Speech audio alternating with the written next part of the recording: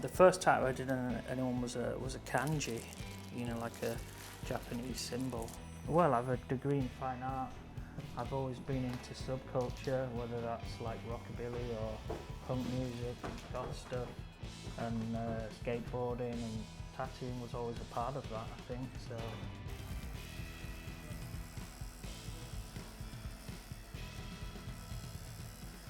I started off doing everything, but I just do traditional American, traditional Japanese now.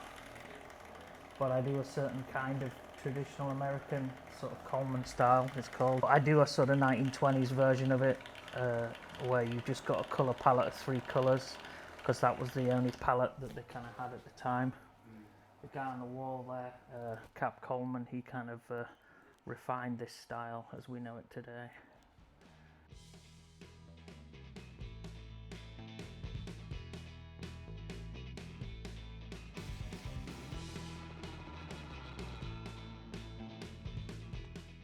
The first tattoo came around, I was actually against tattoos for the longest time. I didn't think you should have them. I thought they were a waste of money, etc.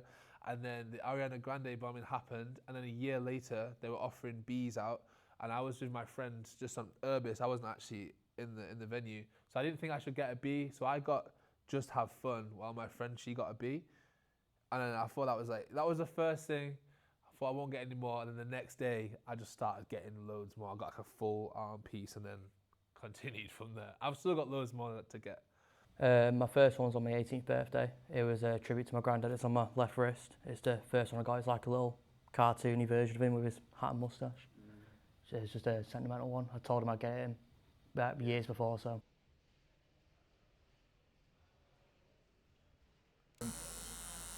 Japanese was originally done with tabori. It was done by hand. So when I'm shading with a machine, I'm trying to make it look more like it was done with the limitations of I bear the limitations of the tabori method in mind when I do the shading. Everybody's a tattooist now. It was more of a subculture when I started doing it. It was more underground.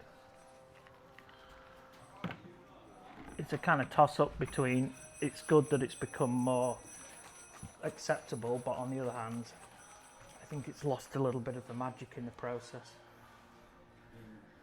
And maybe there's some people in the industry that are in it for the wrong reasons. Most of the time, if you don't have any tattoos at all, you're kind of the opposite now. Whereas before, if you had tattoos, you were shoved into the minority section.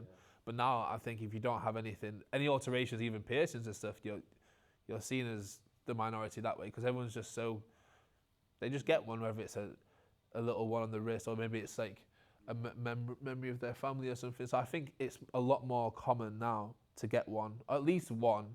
And then for me, it was I got one and I just wanted to get more. This one on my left bicep is a family one as well. My dad and grandfather both did martial arts, and so do I. So we've all got the same, like, sort of tag on us to show we train and we're part of that family. And then with the face tattoo and stuff, I didn't think I'd be able to get like a proper job or anything in office, but recently got one of those, and they didn't really care at all. They're like, we don't even care as long as you're happy. So I think the narrative is changing.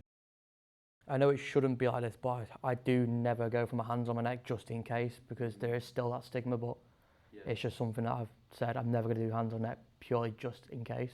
One of my customers was a shoe designer, because I used to tattoo in London a bit and guest at my friend's shop, and I was in a board meeting with some people from Doc Martens, and they were saying that they wanted to do a tattoo collaboration with some tattooists, and he happened to be there because he was doing like an 8-month contract there, and they said, Paul, we want the kind of thing that's on your arm. And he said, well, why don't you get Chris to do it? So my portfolio, as in his arm, happened to be there at the right time. I have had 1 or 2 cover-ups on my leg just because they just didn't look good anymore, like they kind of faded out, or the art just wasn't processing well for my leg. I don't know, I've only had 1 cover-up though.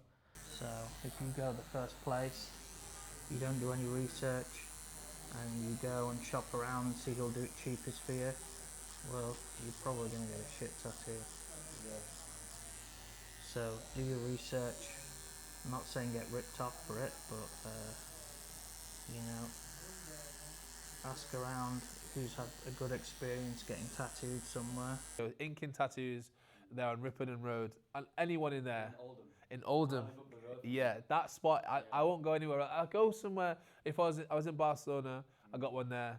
But I just didn't feel right. Anyone inside that studio, or if they've been to that studio, I'll go to. That's it. I feel like the stigma around them is not warranted at all, like with the job security, etc. And like, it's just the best way to express yourself, even if it's just something to have a laugh about. Or it was weird to see that how much it's changed now, where it's so commonplace that if you don't have anything, you're not seen as weird, but you're just seen as like, that's unusual.